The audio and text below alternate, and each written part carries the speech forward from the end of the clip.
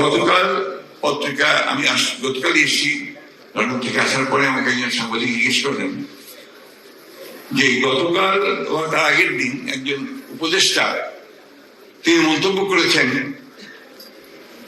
যে রাজনৈতিক দলগুলো এই অন্তর্বর্তীকালীন সরকারকে ব্যর্থ করার জন্য কাজ করছে। এটা একটা, আমি মনে করি এটা একটা, এই উক্তিটা উনি কি জন্য করেছেন, কিভাবে করেছেন, কোন প্রেক্ষিতে করেছেন আমি জানি না। এটার গভীরতা উক্তি উনি বুঝাইছেন কিন্তু আমি জানি না। এটা কিন্তু অত্যন্ত একটা মারাত্মক একটা উক্তি।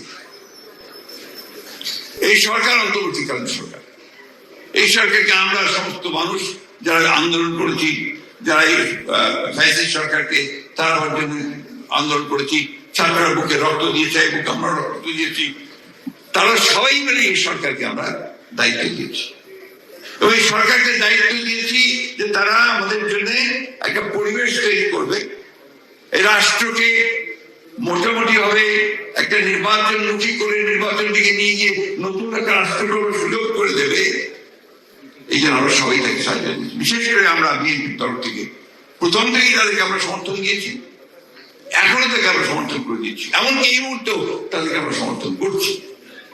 কারণ আমরা চাই যে তারা কাজগুলো শেষ করে তারা আমাদেরকে জনগণকে তাদের প্রতিনিধি নির্বাচন করার সুযোগ করে দিয়ে তাদের পার্লামেন্ট, তাদের সরকার তৈরি করার সুযোগ করে দেবে। কিন্তু যেন এই কথা বলেন যে রাজনৈতিক দলগুলো অন্তর্বর্তীকালীন সরকারকে ব্যর্থ করার জন্য কাজ করছে, এটা অত্যন্ত মারাত্মক একটা অভিযোগ। আমি তীব্রভাবে প্রতিবাদ করছি এবং আমি মনে করি যে এই ধরনের উক্তিটা প্রত্যাহার করা উচিত। এবং আমি এটা মনে করে দিতে চাই যে দয়া করে রাজনৈতিক দলগুলোকে বা রাজনীতিকে আপনাদের প্রতিপক্ষ বানাবেন না। রাজনৈতিক দলগুলো আপনাদেরকে সহযোগিতা করছে, এটা রাজনৈতিক দায়িত্ব। সেখানে আজকে যদি আপনি বলেন যে আমরা এটাকে ব্যর্থ করার চেষ্টা করছি, আমরা হাজারবার বলেছি, আমাদের চেয়ারম্যান বলেছে, আমরা বলছি যে এই সরকার ব্যর্থ হওয়া মানে জনগণ ব্যর্থ হয়ে যাবে, আমরা ব্যর্থ হয়ে যাবো, তাই না? তাহলে এই কথাটা আপনারা কেন বলবেন? আমার মনে হয় যে তিনি হয়তো এই গুরুত্ব বুঝতে পারেননি, অথবা এর প্রেক্ষিত বুঝতে পারেনি কেন বলেছেন আমি এই না।